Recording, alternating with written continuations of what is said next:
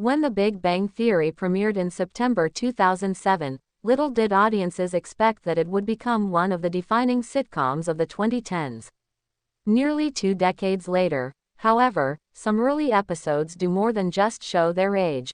They now stand out as deeply problematic relics of outdated humor, cultural insensitivity, and tone-deaf stereotypes. A retrograde pilot, setting the distracting tone.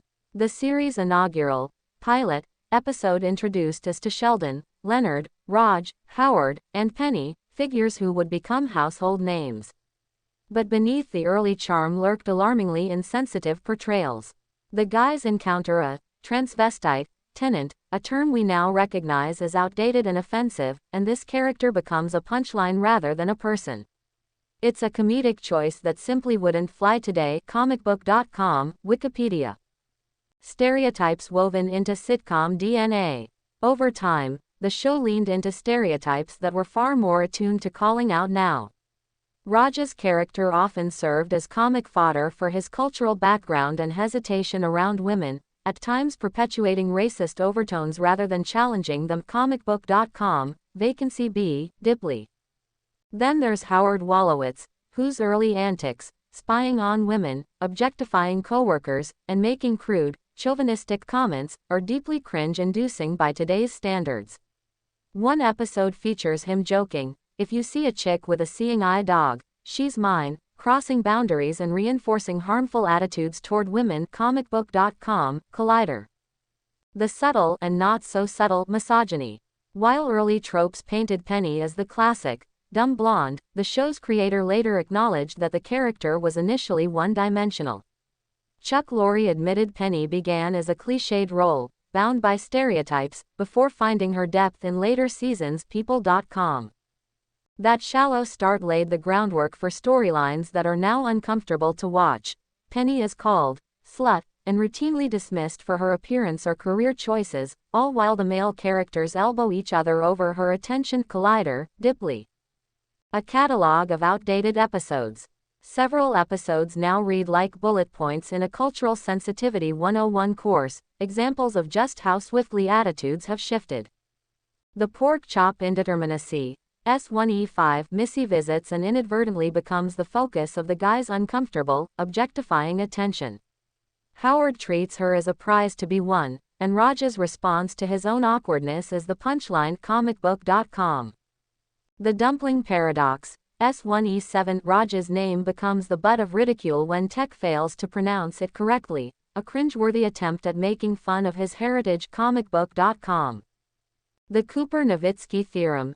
S2E6 A female grad student is portrayed not as an ambitious peer, but as a clingy, obsessive stalker, reinforcing the stereotype of the overzealous woman who loses her agency. Comicbook.com. The Hofstadter isotope. S2E20 Howard's sexist lines about women, including ableist and demeaning remarks, continue the show's troubling pattern of using offensive humor as a comedic shortcut. Comicbook.com. Beyond early seasons, problematic tropes persist. As the show progressed, more cringe-inducing moments added to its legacy. In Season 5, Leonard's high school bully appears, only for the series to turn his emotional trauma into a joke, and to shame Leonard for his fear, a tone-deaf take on bullying trauma. Comicbook.com. Season 8 episode The Comic Book Store Regeneration features an experiment where Sheldon and Amy treat Penny like a lab subject. Fans described their behavior as condescending and dehumanizing, like psychopaths, for the sake of laughs. Fandom Wire. Several episodes were flagged by critics for sexist portrayals. From jokes about menstrual moodiness to Sheldon's dismissive lines like, "lip gloss and salad, just another jab at masses of female characters." Dipley. Criticism from fans and critics alike. Readers and viewers weren't shy about voicing how the sitcom misrepresented key groups. The show reinforces negative stereotypes about geeks, Indians, Jews, women, those with social problems, wrote James from London, The Guardian. Penny is a character who exists entirely as an object for nerds to gawk over. Joanne from Ireland, The Guardian. Reddit discussions also highlight concerns about asexual representation. One user pointed to Sheldon's lifelong vow of celibacy being treated as comedic infantilization, a harmful approach to what is a legitimate identity.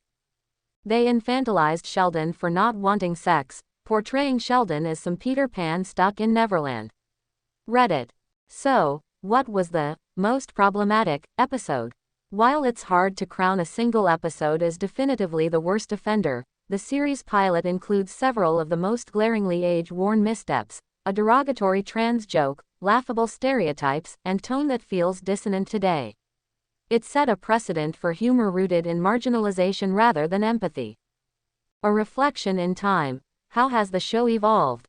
Despite its flaws, The Big Bang Theory grew in empathy over time. Penny's character gained depth, Raj became more than just the ethnic sidekick, and even Howard softened, with the narrative making way for redemption arcs People.com, EU.com. But the early missteps remain vivid reminders of how societal norms evolve.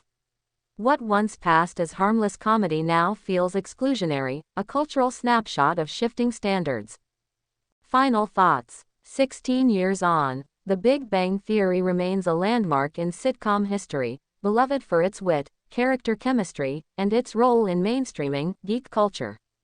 But looking back, it's hard to unsee the cringe-worthy moments, outdated prejudices, tone-deaf jokes, and underdeveloped female roles.